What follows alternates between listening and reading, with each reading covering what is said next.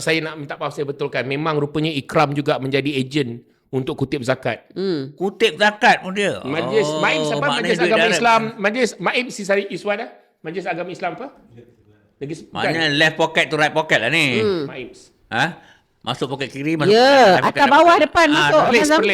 Perlis. MAIM pun ada lantik Ikram ni. Okey, MAIM pun ada lantik Ikram untuk kutip zakat melalui apps. Lepas tu Aidil masa tahun 2020, masa tu kan COVID kan. Rakyat banyak hilang kerja. Syarikat PSSB tu rugi 996 juta lah, almost 1 million. Tapi diorang punya tabung zakat ni naik pergi ke 69 juta. Yang tabung amanah zakat ni kan. Lepas tu diorang punya emolument Aidil, you tahu berapa? 990,000. Dia punya emolument. Pada tahun 2021, emolument dia orang punya gaji ni terus meroket sampai angka 2.38 million setahun. Bayangkan? Gila tak gila? Ini memang dia terang-terang sakau. Memang terang-terang sakau. Dalam keadaan syarikat yang rugi, kan? Dalam keadaan syarikat yang rugi, kau punya emolument boleh naik hampir 1 juta. Patutlah lately ni saya nampak untuk pembayaran zakat ada dibuat melalui beberapa pertubuhan. Yang collect on behalf, saya nampak.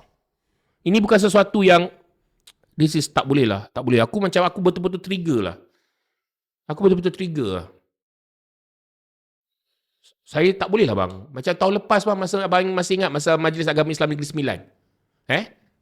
Kita ada wanita ni, dia kaki dah hilang dua-dua, dia buat dialisis, dia kata dia dah sampai tak ada lauk kat rumah.